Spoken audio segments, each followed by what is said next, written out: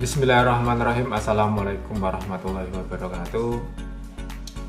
Perkenalkan, saya Sopingi dari Universitas Duta Bangsa Surakarta, program studi S1 Sistem Informasi. Ya, kali ini kita akan belajar di video berikutnya, yaitu masih di Business Intelligence, tapi kita akan membahas materi yaitu Association Rule, ya.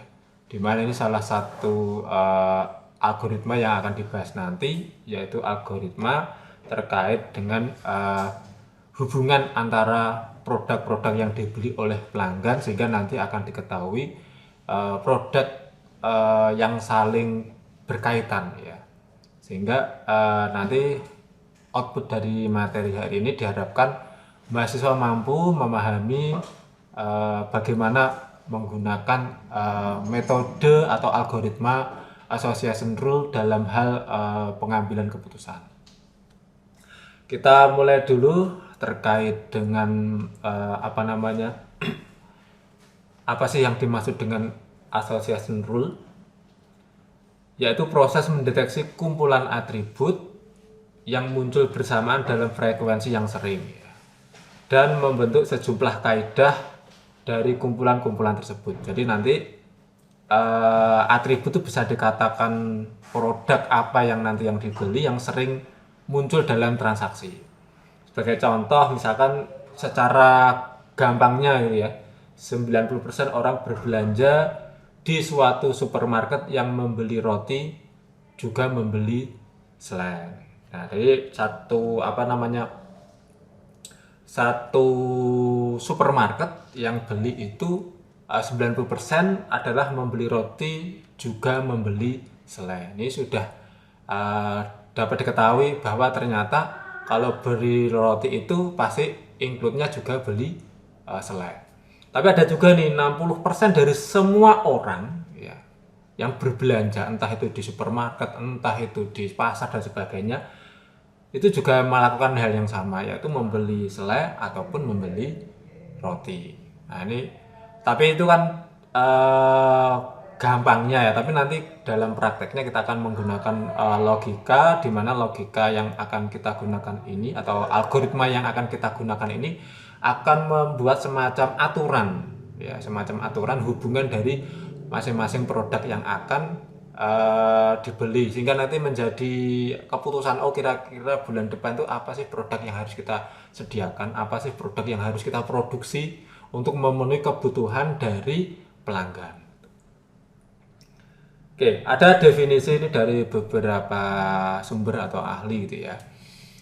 Yang pertama yaitu ada yang menyampaikan association rule meaning adalah analisa dari kebiasaan belanja konsumen. Jadi belanja dari konsumen itu kebiasaannya seperti apa. Tentunya ini pasti kalau kita melakukan penelitian ini masing-masing profil dari konsumen, yang mungkin dari sisi wilayahnya, mungkin dari sisi tingkat ekonominya atau tingkat pendidikannya, pasti memiliki kebiasaan yang berbeda-beda gitu ya. Tentunya ini juga bisa menjadi salah satu algoritma atau metode yang nanti dapat digunakan dalam penelitian, ya.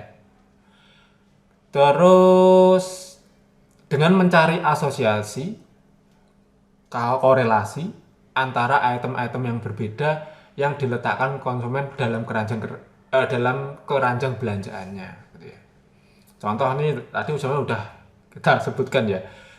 70% dari orang-orang yang membeli mie, jus, dan saus pasti akan juga membeli roti tawar.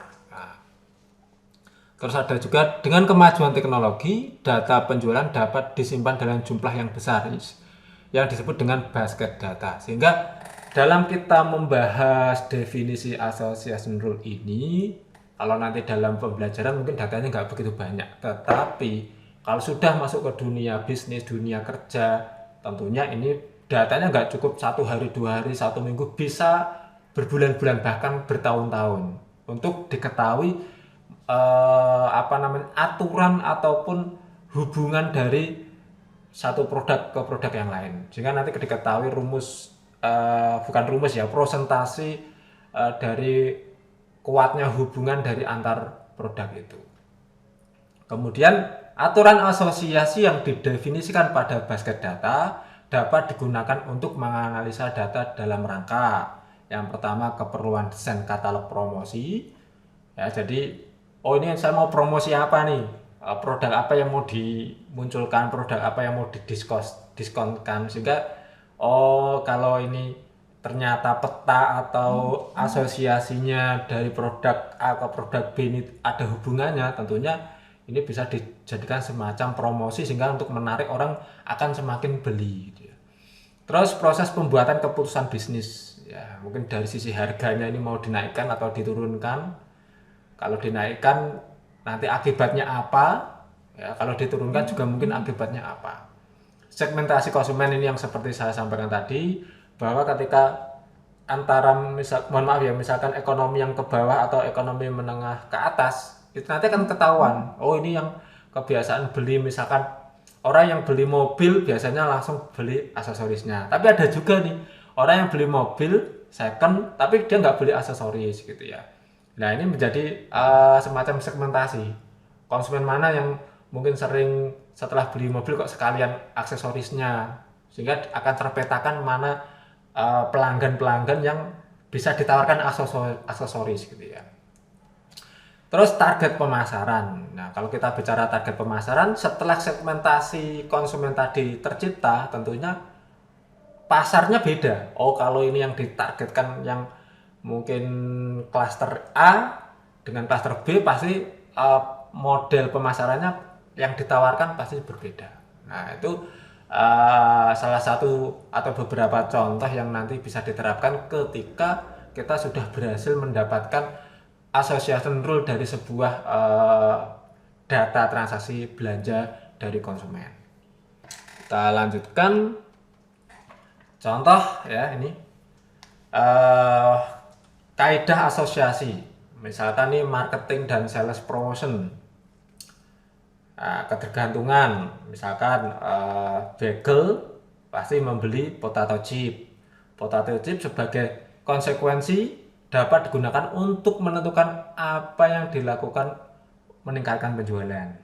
Kemudian bagel in the antecedent dapat digunakan untuk melihat produk mana yang akan terkena dampak jika tuk tersebut tidak lagi menjual bagel. Kemudian mungkin juga digunakan di supermarket ya, supermarket atau inventory gitu ya. Oke, lanjut. Nah, ini yang akan kita bahas hari ini di video ini, yaitu salah satu algoritma yang dikenal dengan a priori algorithm. Nah, apa sih algoritma ini?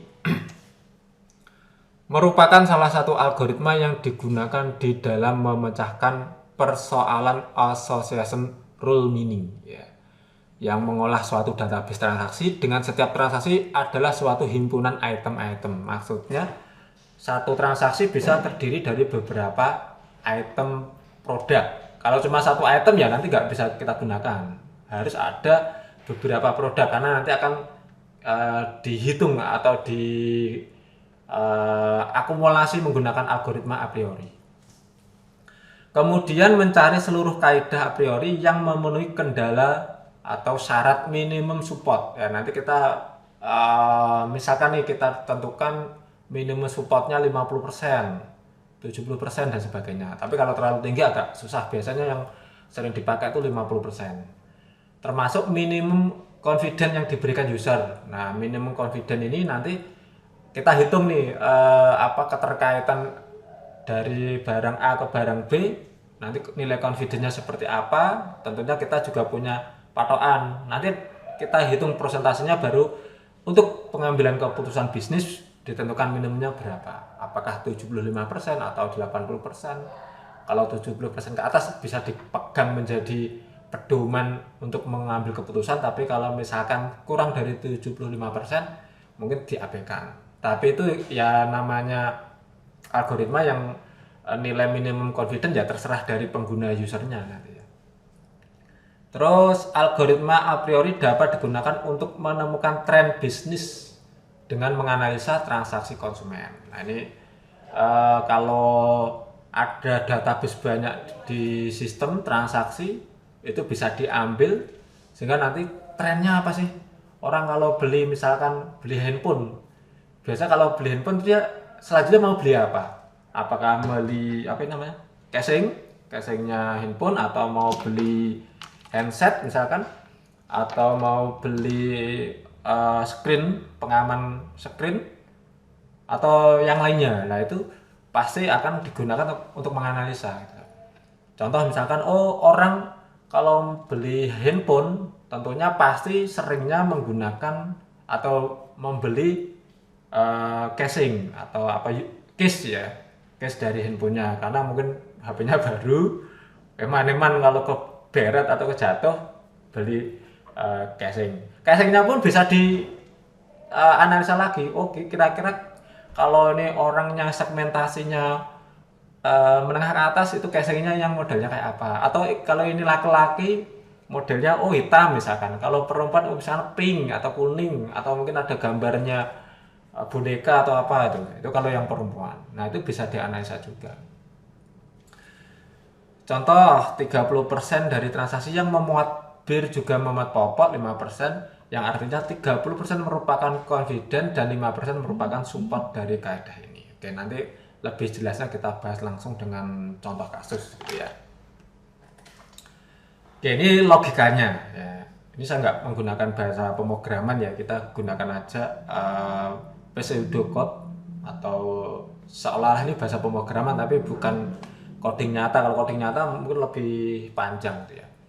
Jadi nanti kita gunakan perulangan mulai dari K1 sampai LK itu belum sampai 0 atau tidak sama dengan 0, dan K-nya plus, artinya nanti nilai K itu K1, K2, K3 dan seterusnya sampai LK-nya itu ketemu 0. Kalau LK-nya sudah 0 berhenti, nggak ada prosesnya lagi. Seperti itu CK plus 1, di atas ada keterangan ya kandidatnya ya. Itu selalu di looping lagi. Nanti kita simulasikan sampai nanti ketemu prosentase dari nilai kandidat itu, atau frekuensi barang yang dibeli itu berapa kali, nanti kita prosentase. Oke, lebih jelasnya kita langsung ilustrasikan ya. Ini ilustrasi global dulu. Nah di ilustrasi ini nanti kita bahas lagi secara step by step ya, tapi ini biar terlihat dulu. Ntar ini mungkin kursornya saya ganti dulu, kita gunakan laser ya, mungkin terlihat di situ. Nah kalau selain laser,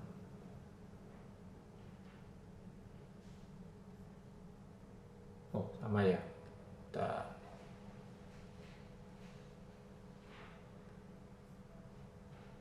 Oke. Jadi dari database transaksi ini, misalkan ini kasusnya ada 4 transaksi, yang dimana transaksi pertama itu itemnya ACD, transaksi yang kedua BCI, transaksi yang ketiga ABCI, dan transaksi keempat BI ya. Kemudian kita hitung ya, ini karena datanya cuma 4 gampang ya. Item A ini ada berapa? Nah, 1 2, nah ketemu 2 ya, ketemu 2. Ntar ini malah nutupi ya, nah, saya clear dulu.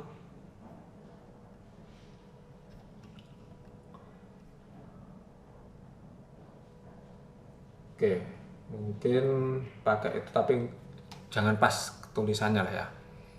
Bawahnya ini A, kemudian A lagi. Jumlahnya A berapa? 2. Ya, di sini kita masukkan ke sini. Begitu juga dengan B ya.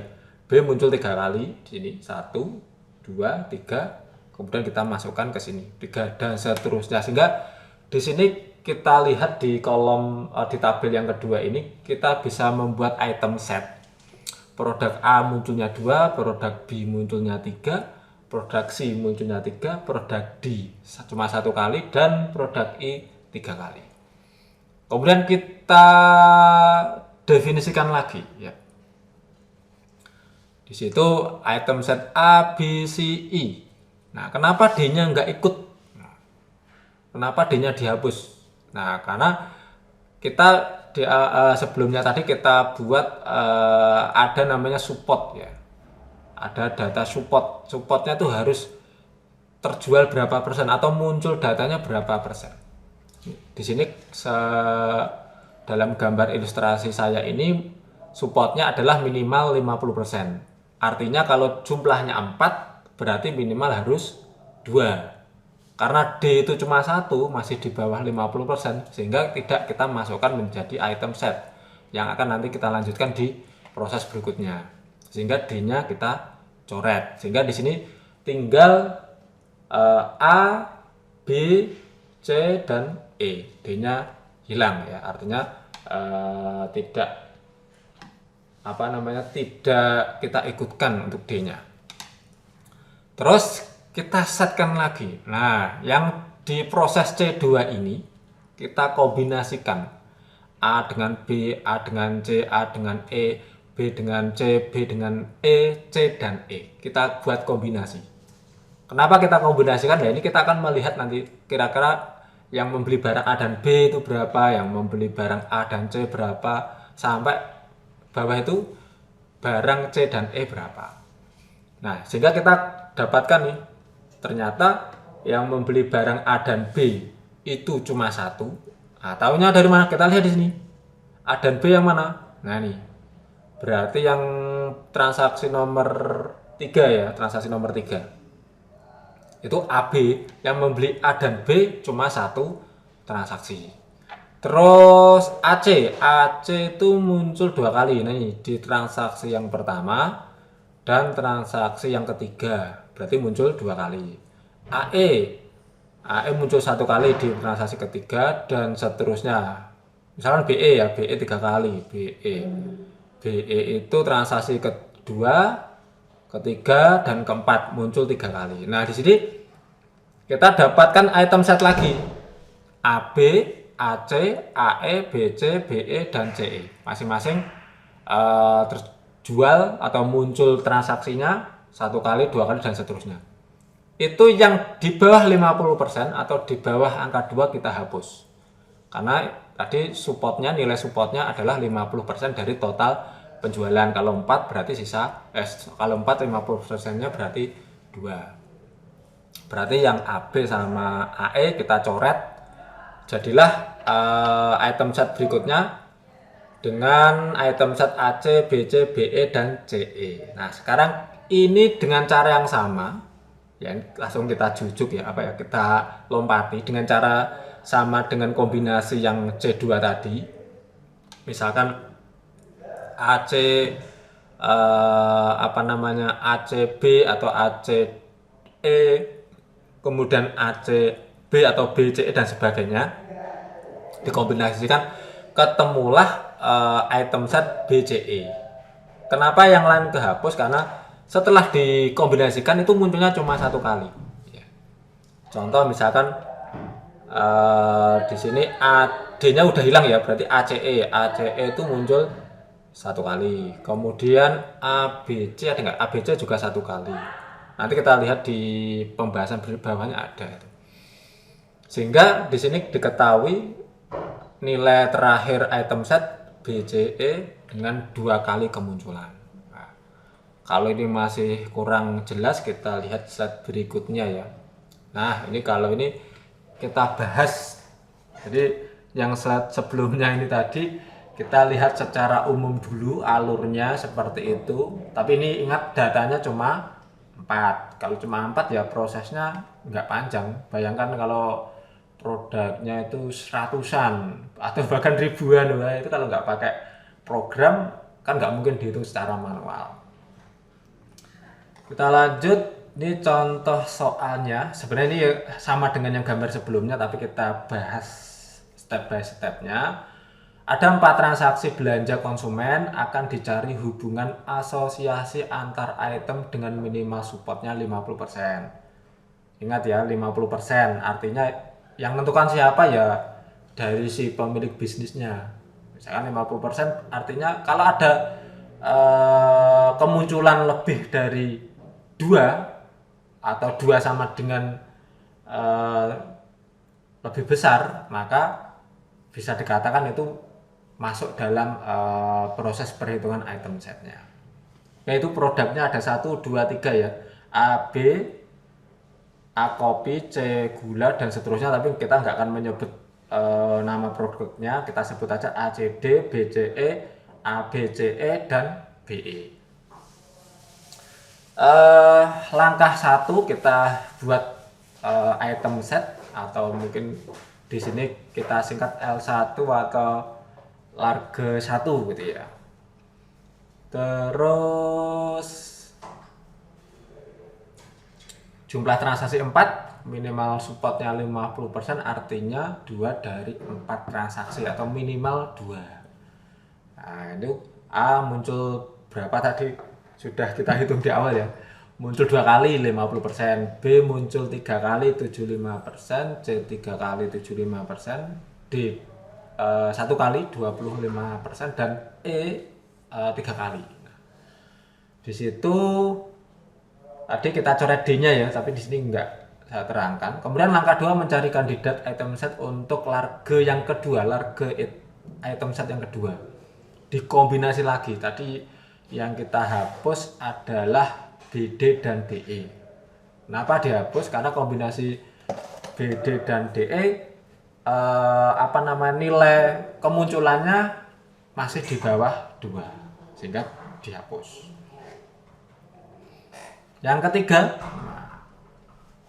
hasil dari penghapusan tadi sisanya tinggal ini, AB, AC, AD, AE, BC dan seterusnya. Lanjutkan lagi karena prosesnya hampir sama sebenarnya, cuma diulang-ulang. Ya. Nah, di sini kita kumpulkan yang masih di bawah 50% nggak kita bawa, yang kita bawa cukup yang 50% ke atas atau di sini 50 dan 75. Ada AC, BC, BE dan CE gitu ya. Oke. Langkah berikutnya pokoknya diulang-ulang. Intinya nanti outputnya, nah ini yang langkah 8 tadi yang sebenarnya nggak kita munculkan di gambar sebelumnya tadi ya. Gambar sebelumnya tadi itu kayak saya munculkan lagi. Nah yang ini, yang BCE yang bawah ini tadi nggak saya ya, di gambar ini tidak kita detailkan, tapi sebenarnya itu ada penjelasannya, yaitu di sini. Nah, langkah 8. Kenapa tinggal BCE? Karena langkah 6 ya. Langkah 6 itu kenapa tinggal BCE? Karena ABC dan ABE itu cuma 25%, sehingga kita hapus, sisanya cuma BCE. Sehingga bisa kita buat hasil akhirnya. Nah, nih. Ada 3 item set ya, Lex 1, Lex 2, Lex 3. Tadi yang pertama kita hasilkan A 50%, B 75% dan sebagainya sampai ke bawah. D cuma 25%, sehingga D-nya kita hapus. Terus kita kombinasi antara A dan C, B dan C, B dan E, C dan E. Ketemulah 50-50, 75-50. Terakhir tadi kita dapatkan BCE 50%. Nah ini nilai hasil akhirnya. Baru kita buat atau kita hitung aturan asosiasinya, atau sering kita gunakan untuk menghitung itu. Kita tentukan juga nilai confident, berapa persentase keakurasinya, apakah aturan asosiasinya ini akurat atau enggak. Rumusnya simpel. Misalkan ada aturan, misalkan beli barang X ke Y, maka cara hitungnya adalah jumlah pembelian X dan Y kemudian dibagi dengan jumlah pembelian X. Nah, contohnya inilah ya, BC ya, BC dan E. BC itu terjual nilai kemunculannya 50%. E itu nilai kemunculannya ini BC dan E. BC dan E artinya total, kalau BC dan E itu ditotal maka nilai kemunculannya 50%, tetapi ketika dibagi dengan nilai kemunculan BC, ya BC itu yang depan berarti ya, yang X itu 50%, artinya 50% dibagi 50% munculnya nanti jadilah 100%. Begitu juga dengan BE ke C. Jadi total kemunculan BE, ini BE ya. Oh ya, BE. BE. BE ke C. Nah, dapatnya BE ke C dari mana? Kita lihat dulu di sini. Nah, BE berapa? 75%, kemudian ke C BE 75, C 75. Oke. Nah, BEC kemunculan BEC 50% betul. Terus kemunculan C 75%. Oke, kalau masih bingung sih tak ulangi lagi. Mungkin tak kasih coret-coret ya. Mungkin yang gampang dulu lah, ini aja. Yang A dan C lah. A dan C berarti rumusnya AC ya, total kemunculan atau penjualan AC yang kombinasinya AC itu harusnya kalau menurut gambar di sini 50%, kemudian A itu 50%. Nah, dapatnya AC dari mana? Ya kita lihat aja di gambar sebelumnya. AC lah, ini AC. Ya, bukan A ditambah C loh ya. AC 50%, kemudian dengan dengan A 50%, berarti 50 dibagi 50 100. Kita ulangi, atau di sini kita coba yang awal tadi ya, yang kedua ini aja lah. BE ke C, artinya total penjualan atau kemunculan BEC dibagi dengan BE. Nah, ini jangan kebalik. Ada yang sering kebalik itu BEC dibagi C. Nah, padahal rumusnya sudah jelas. Di sini rumusnya itu bawahnya apa? X. Bawahnya X itu berarti yang depan. Nah, ini yang sering keliru atau sering salah. Saya sendiri kadang juga keliru. Bacanya yang ke belakang terus, padahal ini yang bagi itu yang depannya. Oke, satu kali lagi mudah-mudahan nanti paham. BE ke C. BEC, kita lihat BEC dulu. BEC sama dengan BCE ya, sama aja ya, 50%. BEC. Kemudian BC, nah, BC ini berapa? BEC tadi 50%, kemudian BE itu 75%. Artinya 50 dibagi 75. Ya. Jangan lupa ini diperhatikan dulu. Nah ini BEC tadi 50, BE 75. Ya. Satu lagi BEC 50, BE 75. Nah itu deskripsi dari gambar ini, sehingga dihasilkan confidence-nya 66,67.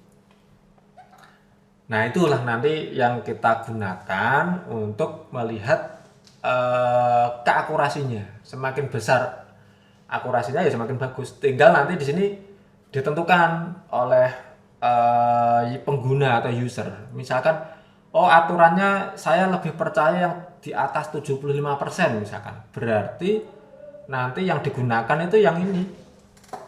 Yang pertama ya. Kemudian pokoknya yang di atas 100, yang di atas 75. Ini kebetulan nggak ada ini, adanya cuma 100% nih. Nah ini berarti yang dipakai itu yang 100 ini. Itu yang nanti menjadi pegangan untuk seorang pengambil keputusan untuk memutuskan apakah barang-barang yang akan atau produk-produk yang akan dijual tuh diproduksi lebih atau mungkin dikasih diskon, atau mungkin ada kebijakan lain, beli HP gratis dengan case-nya misalkan. Karena sebenarnya itu harganya ya wis jadi siji dengan HP-nya, cuma kan namanya promosi, namanya bisnis biasanya kayak gitu. Oke, mungkin itu untuk di dalam video ini penyampaian terkait association rule. Mudah-mudahan bermanfaat. Kita ketemu lagi di video berikutnya. Kita akhiri. Wassalamualaikum warahmatullahi wabarakatuh. Salam moving melaju cepat. Terima kasih.